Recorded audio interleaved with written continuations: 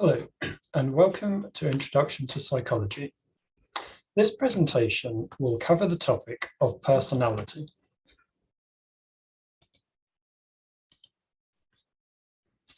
It will start by answering the question, what is personality?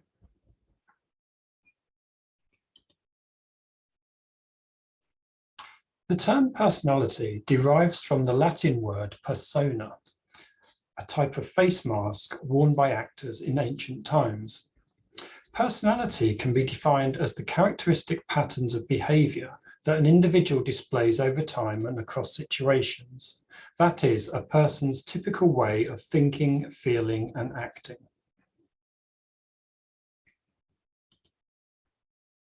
There are several approaches to the study of personality.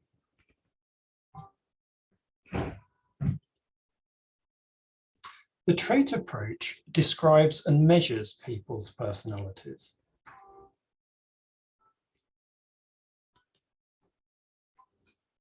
The trait approach was initiated by Gordon Allport and Henry Odbert in 1936.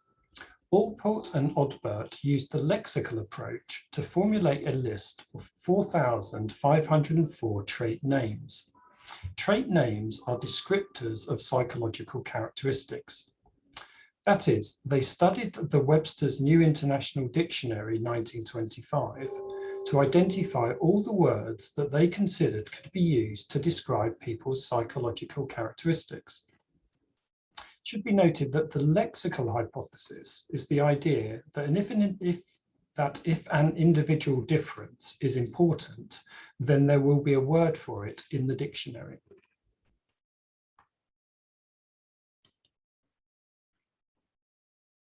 Allport said that a person's traits could be classified according to their intensity and range of influence. Cardinal traits are very strong and influence all areas of a person's life. For example, a cardinal trait for the cartoon character Homer Simpson would be stupidity. Central traits are moderately strong and influence many areas of a person's life. For example, central traits for Homer Simpson might include laziness, immaturity, and short-temperedness. Secondary traits are quite weak and only influence a few areas of a person's life. For example, secondary traits for Homer Simpson might include trustingness and lovingness. You might like to consider what cardinal, central, and secondary traits you think you possess.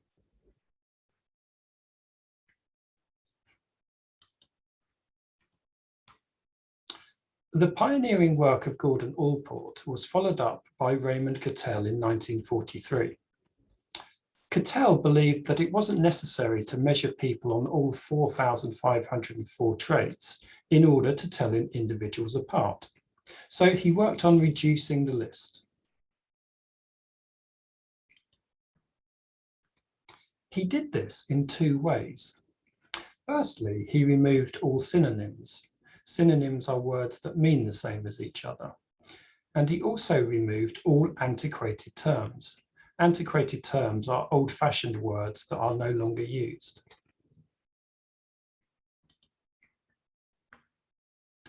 The second way he reduced the list was by conducting factor analysis. Factor analysis is a statistical technique used to reduce a large number of variables into a fewer number of underlying factors.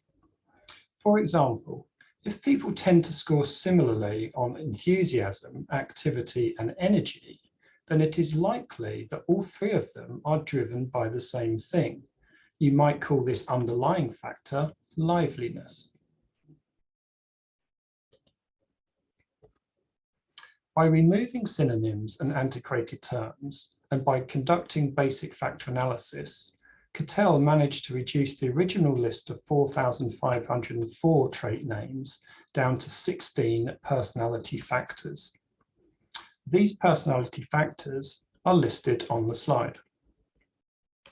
It should be noted that Cattell performed very basic factor analysis by hand, as computers weren't available to him, and he made several errors in his calculations.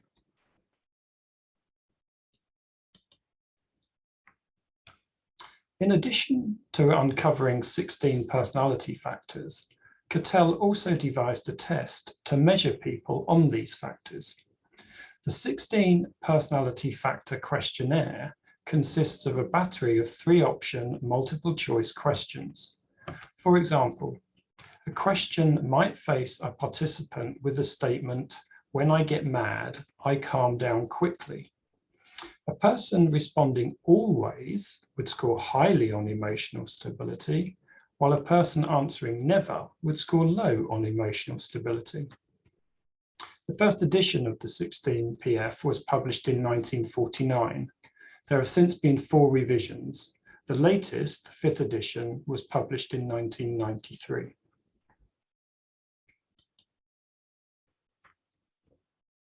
In 1985, Robert McCrae and Paul Costa updated the trait approach. Costa and McCrae used a more modern dictionary than Cattell and came up with a slightly different list of trait names. Next, they reduced their list by removing synonyms. Finally, they conducted advanced factor analysis using computers. In doing so, they arrived at just 5 personality factors. These are commonly known as the Big 5 personality factors. It should be noted that other researchers, such as Goldberg, have arrived at the same 5 factors.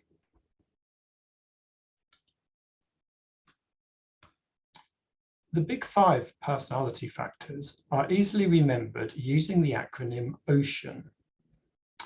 Openness is how inquisitive a person is. Conscientiousness is how disciplined a person is. Extroversion is how outgoing a person is. And agreeableness is how kind a person is. And neuroticism is how anxious, irritable, self-conscious, or emotionally stable a person is.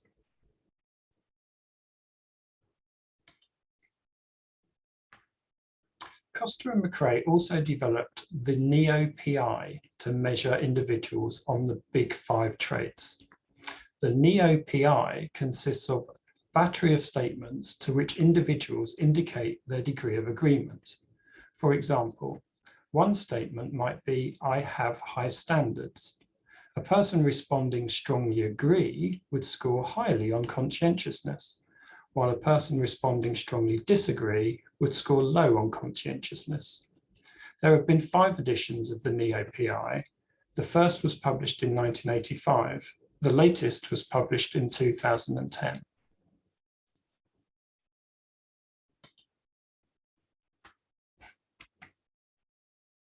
Hans Eysenck was a highly important figure in trait research. In 1973, Eysenck posited that some personality factors have a biological basis. Eysenck did not derive his personality factors using the lexical approach. Instead, he studied the symptoms of hysterical patients, mostly soldiers, at Mill Hill Emergency Hospital in London and the Maudsley Hospital in London, where he worked during and after the Second World War. He then factor analyzed these symptoms to derive 3 underlying factors. These factors are commonly known as the giant 3. The giant 3 are easily remembered using the acronym PEN. Eysenck said that psychoticism, agreeableness, was linked to testosterone levels. The lower a person's testosterone levels, the kinder they tend to be. Eysenck said that extroversion was linked to base levels of cortical arousal. The more naturally alert a person is, the less they tend to seek out excitement. Eysenck said that neuroticism is linked to sensitivity of the limbic system. The more quickly a person responds to emotion eliciting stimuli, the more jumpy they tend to be.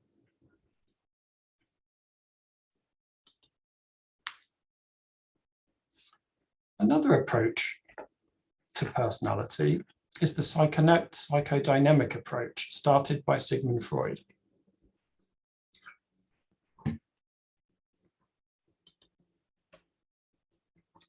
The psychodynamic approach holds that characteristic behavior, personality, results from an interaction between a person's id, ego, and superego. The id, superego, and ego are theoretical constructs used to describe three agents in a person's mind.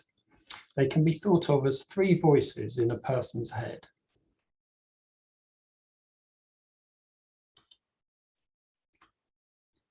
The id seeks to satisfy one's desires. It is present from birth. It can be thought of as the selfish me.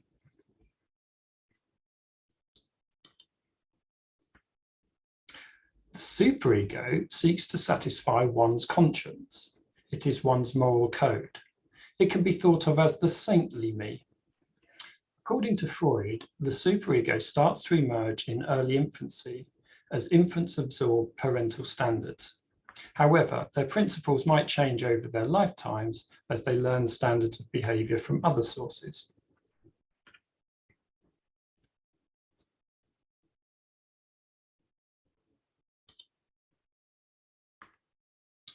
The ego is the boss. It decides how to satisfy the id while taking into account the demands of both the external world and the superego. It can be thought of as the sensible me.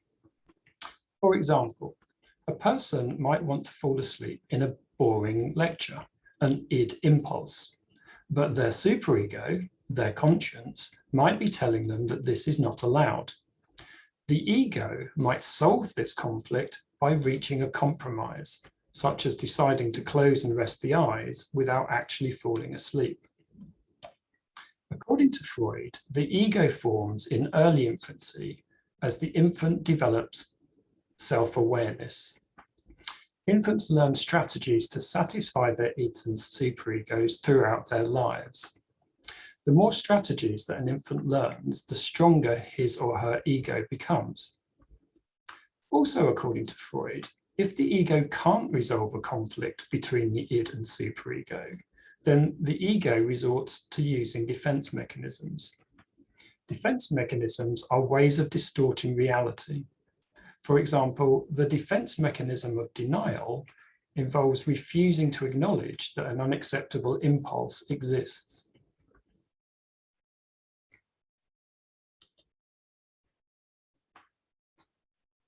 According to the psychodynamic theory, we are all born with an id voice, and we all have the same strength of id voice. However, ego and superego strength develops over time and depends on learning. Some people develop weak egos and superegos, so they are dominated by their impulses. Some people develop weak egos but strong superegos, so they are dominated by their morals. Some people develop strong egos, so they are well balanced. That is, they are not dominated by either impulses or morals. Thus, it can be seen that according to psychodynamic theory, differing ego and superego strengths lead to differing personalities.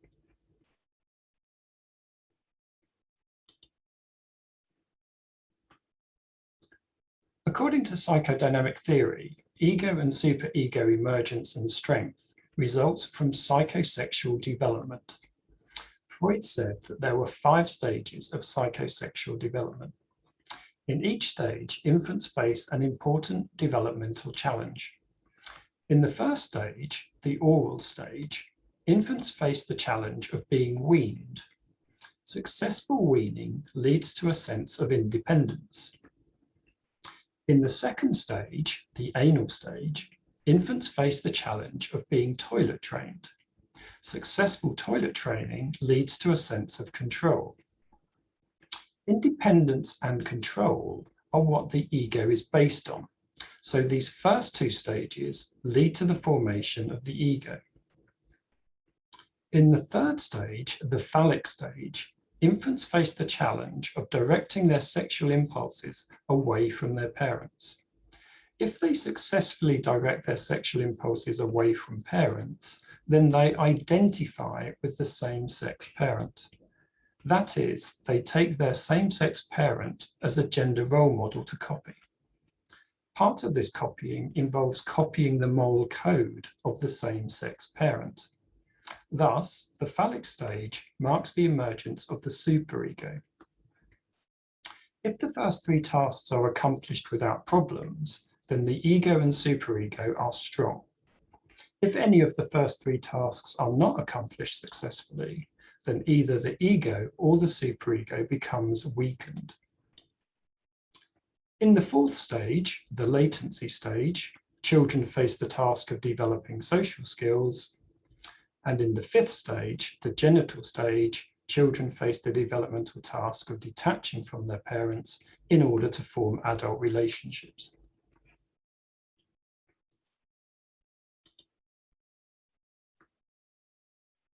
The psychodynamic theory posits that the mind has three levels of awareness. There is the conscious mind, which contains all the thoughts, memories, and motivations that we are currently aware of. There is the pre-conscious mind, which contains all the thoughts, memories, and motivations that we could become aware of. And there is the unconscious mind, which contains all the thoughts, memories, and motivations that we are never aware of. Freud postulated that the voice of the id resides in the unconscious mind. We are unaware of its influence, while the voice of the superego and ego reside partially in the conscious, partially in the pre-conscious, and partially in the unconscious. We are aware of, or could become aware of, some of their influences, but not all of them.